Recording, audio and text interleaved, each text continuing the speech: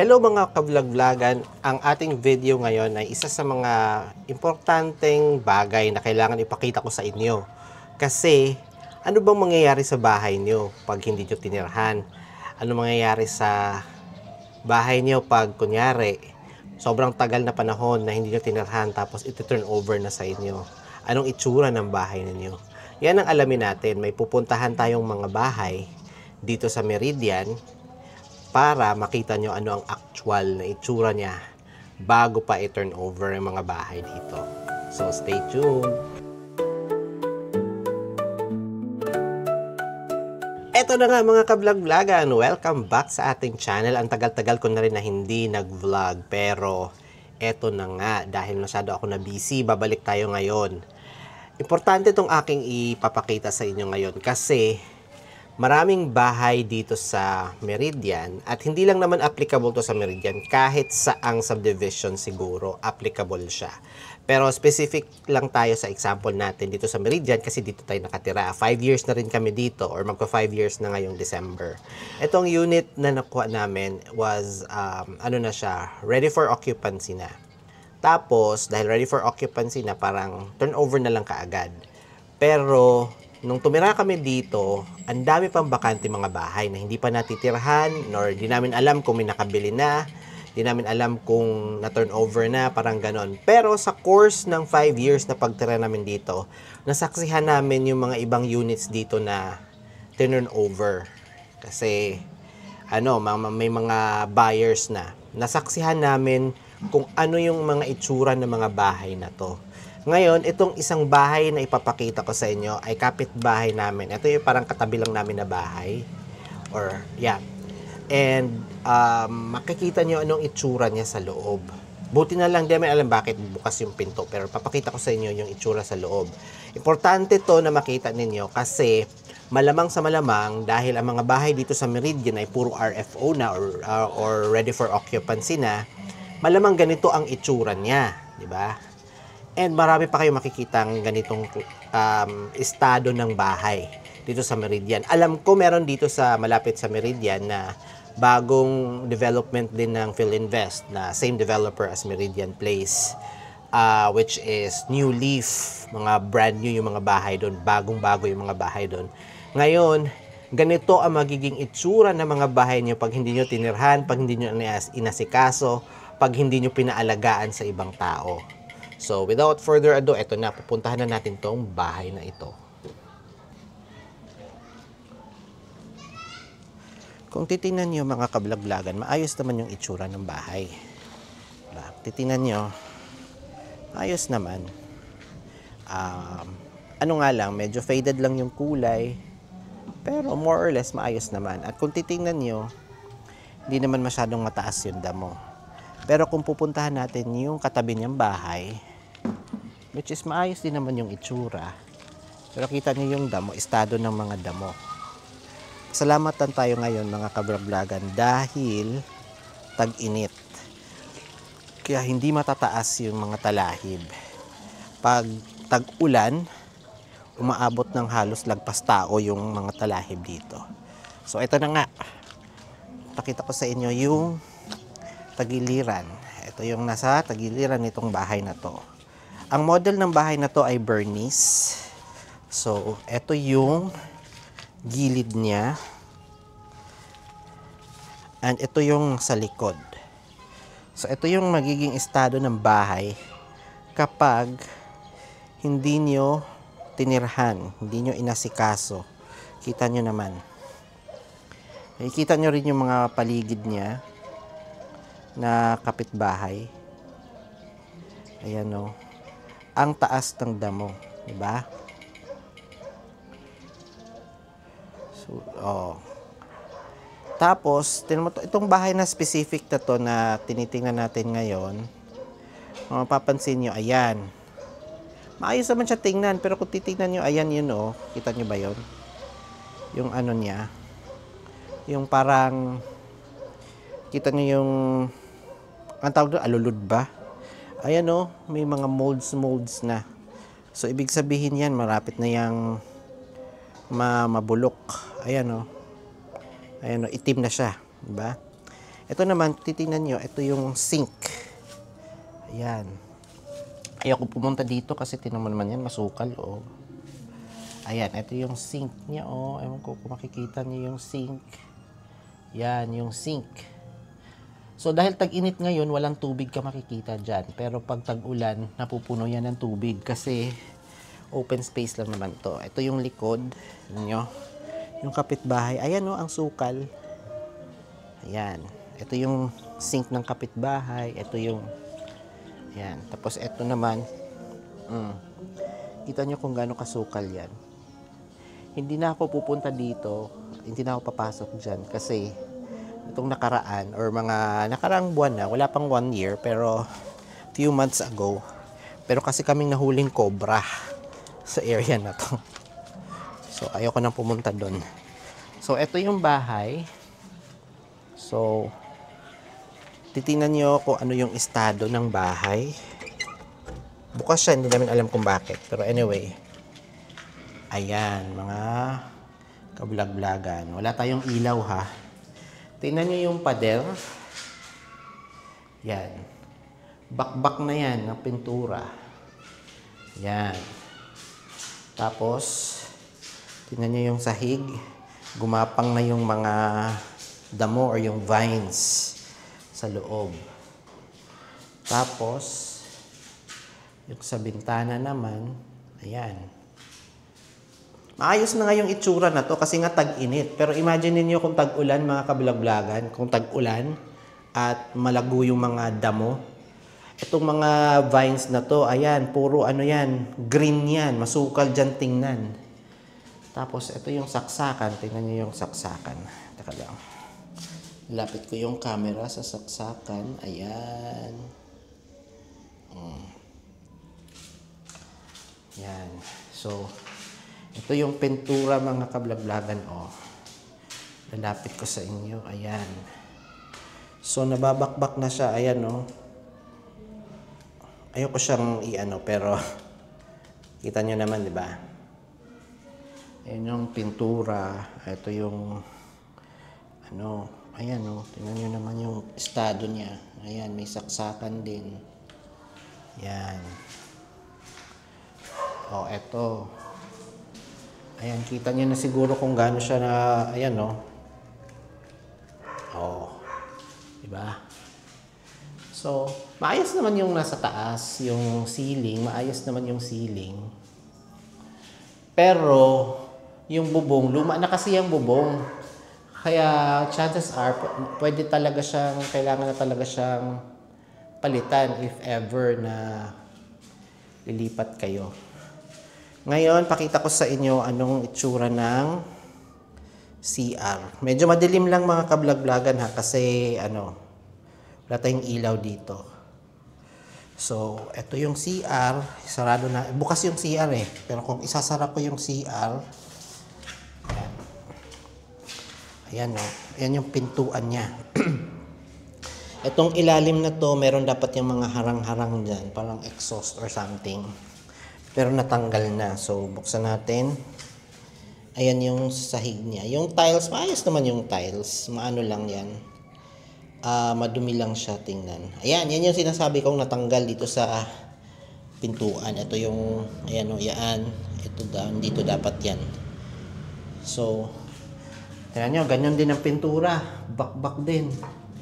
Tapos, itong unit na to, wala siyang shower. Hindi ko alam kung nasan yung shower, pero wala siya. Yan. Maliit lang yung CR eh. Wala din dito yung gripo. Wala din dito yung gripo. Ayan o, dapat may gripo dyan. Pero ang gusto ko lang ipakita is bakbak na bakbak yung pintura. Yan. So, ito yung kalagayan ng bahay. So, nakita nyo na. So, pag hindi nyo tinirhan, or ganito yung magiging itsura niya. Ganyan, no? Maluluma talaga siya. Ang sahig naman, tingnan nyo yung sahig. Maayos naman yung sahig. Wala namang cracks. Wala, ayan. Maayos naman yung sahig. Ayan mo.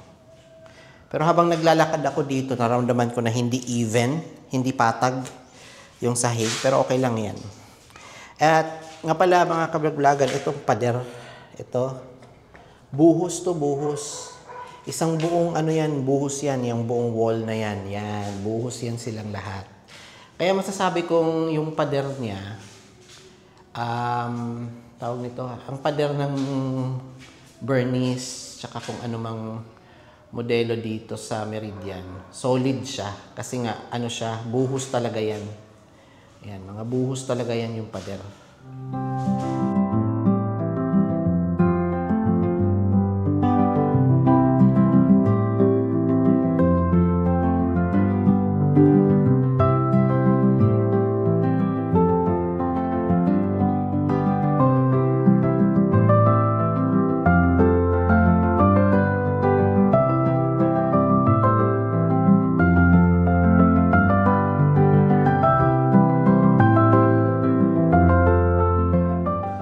So nakita niyo na kung ano yung itsura sa loob ng bahay. Pansin niyo naman yung mga pader, 'di ba? Ngayon, meron pa akong pupuntahan na isa pang bahay na kailangan makita niyo rin yung estado. So, ito na. Puntahan natin. Ito naman mga kablog-vlogan, kung makita niyo naman, maayos naman yung bahay na 'yan, 'di ba? Ayan, no. Malinis, bagong pintura, matingkad yung kulay. Kasi bagong turnover lang 'to. Ayan, sarado kasi yung pinto. So, pasilip ko lang, kung makikita nyo, pasilip ko yung loob. Pero mukhang malabo eh. So, anyway, nakita ko na, silip ko na kasi yung loob na yan. Ano siya? Maganda yung, tawag nito, sahig. Pinturado yung sahig. And, malinis. Bago yung sink, malinis yung sink. Kasi nilinis talaga siya. Ngayon, may pupuntahan tayo. Ito malapit lang dito sa bahay namin. Itong bahay na to ay wala talagang nakatira. Matagal na. Sobra. So, makikita nyo kung yung una kong pinakita kanina, medyo dilapidated state yung loob. I mean, pangit yung pintura and everything. Ito, makikita niyo kung ano yung itsura niya sa labas pag sobrang pinabayaan. Ito na mga kablog-vlogan, isang bahay ulit. Malapit lang din to sa amin. Kung papansinin niyo, wala na siyang pinto dahil nasira na. So, try natin pasukin. I mean, ingat-ingat lang tayo kasi meron baka may mga ahas dito. Ayan. Wala na po siyang pinto. Actually, ito yung hamba. Ito yung hamba. Ito. Hamba. Pero ito yung pinto. Pinakapinto. Ayan, no? Yan yung pinakapinto. Pansin nyo, sarado dapat, di ba? Tapos, sisilipin nyo. Ayan yung pinto, oh. Ayan, pakita ko sa inyo. Ayan, nakatumba yung pinto. Bukas na siya. Plywood lang kasi siya eh. Tapos, kung titingnan mo dun sa likod, I don't know kung pwede ko siyang i-zoom. Taka lang, try natin i-zoom. Yan. Wala na rin pinto sa likod. Wala na rin pinto yung likuran niya. Ayan. Tapos, kung makikita niyo yung pader, ayan o. Bakbak na rin yung mga pader. Well, ito, hindi masyadong maano yung state ng bakbak ng pader dito. Kasi, yung katabi niyang, may katabi kasi siyang bahay. Nagpapader na kasi yung katabing bahay. Itong katabing bahay dito. Nagpapader na, nagpabubong na. Kaya hindi na nababasa. Kaya hindi na masyadong nagbabakbak yan. Pero, ayan, kita niyo naman, masyadong madamo. Maano lang ngayon kasi tag-init eh. Ayan. So, ito, katabi niyang unit. Ayan, tingnan niyo yung pintuan niya. Zoom natin. Oh. Ganyan yung magiging itsura ng pintuan niyo. Yan. Diba? Yan talaga mangyayari pag hindi nyo tinirahan, pag pinabayaan nyo lang. Yan, meron pa ako ipapakita sa inyong iba. Ito naman Caroline model to. Yung pinakita kong una kanina, unang-una was Bernice model. Ito Caroline model. So, may pupuntahan lang ako isa pa.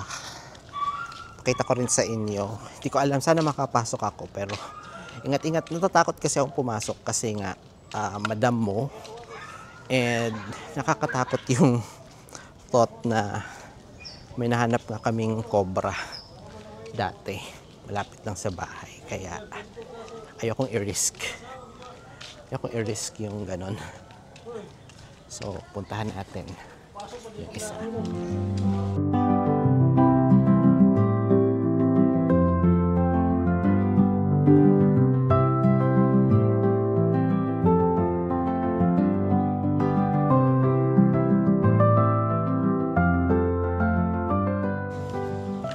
So, eto na tayo guys. Dumating na tayo dito sa isa pang bahay.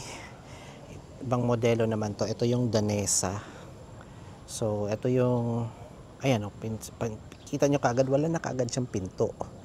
At ewan ko kung nakikita nyo yung likuran na pinto, sira na rin siya. So, ang Danesa ay ito yung 2-story na model, house model. So, try natin pasukin yung Danesa. So, syempre, ingat-ingat lang din tayo. Baka kung ano pang matapakan natin dito. Oh my God, puro ano. What's this? Tae yata to ng tae ng kambing. So, ito, kung titingnan nyo, maayos yung walls. Yes, so, very good naman siya. Pero, yung state ng tingnan nyo yung state ng pintuan. Ayan ito yung pintuan sa likod. So, wala, sira. Itong sink dito, maayos naman. Wala namang gumagamit kasi. Diba? Pero sira yung pinto. Ito, wala nang doorknob, yung CR. Ayoko naman siyang buksan kasi parang nakasarado siya eh. So, ayan. Try natin umakyat sa taas. Yan, puro tae yan ng kambing. So,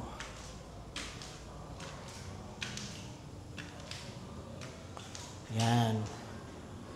So, ito maayos naman dito. Maayos naman yung paint. Hindi naman sira yung paint. Ayoko magtagal mga kabaglagan kasi medyo madilim na. Dahil madilim na, malamok. Kita nyo naman kasi yung estado ng lugar. Ang daming damo. Malamok. So, yan.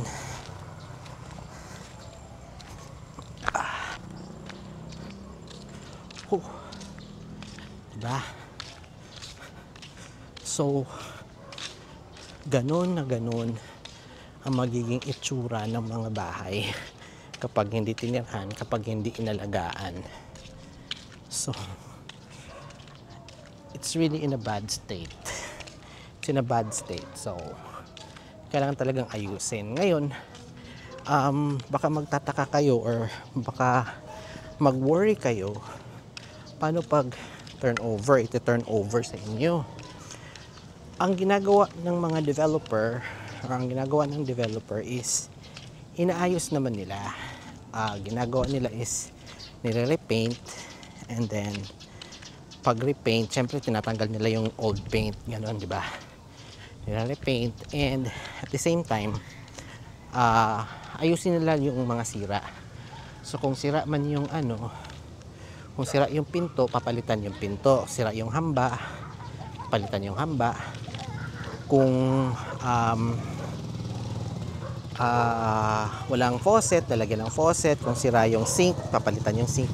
Ganun naman, naayusin naman yun bago i-turn over sa inyo. Tapos, pipinturahan ng buong bahay para fresh na fresh. Kagaya ng pangalawang pinakita ko sa inyo kanina, nirepaint na yun, inayos na yun, pati yung sahig, maayos na rin yung sahig. May linis na siya na ibabalik sa inyo or i-turn over sa inyo. So, hindi naman kayo kailangan mag-worry. Tapos, as usual, pati yung mga saksakan, aayusin yung lahat. Aayusin yung lahat bago i-turn over. Pero, Ayun na nga, pinakita ko lang sa inyo kung ano yung state niya bago nila ayusin. Kasi kailangan yung malaman yun. Alam niyo kung bakit? Kasi syempre bahay niyo yun. It's your investment, di ba? Kayo titira. So, yun.